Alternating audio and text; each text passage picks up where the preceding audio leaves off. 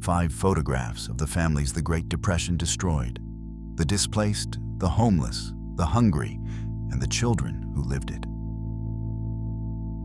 Everything they had left fit on one overloaded car.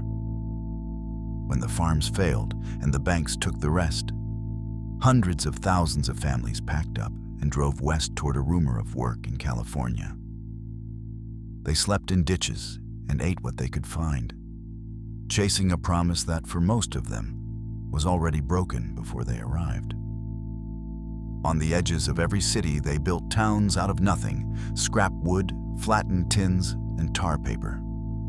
People bitterly named them Hoovervilles, after the president they blamed. Whole families lived in shacks you could see through winters with no heat, because they had nowhere else on earth to go. This was poverty in the richest country in the world.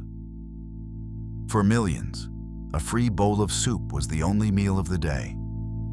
The lines stretched around the block, filled with men who had worked their whole lives and now stood, hats in hand, waiting for charity. The shame of it was its own kind of hunger. Pride was one more thing the Depression took from people who had already lost almost everything. When the rent could not be paid, the sheriff came, and a family's whole life ended up on the sidewalk. Furniture, beds, children, all of it put out in the street for the neighbors to see. Eviction was a quiet catastrophe that happened thousands of times a day, each one a small family destroyed by an economy no one in it could control. And in the middle of it all were the children. They went hungry, wore feed sacks for clothes, and watched the worry settle permanently onto their parents' faces.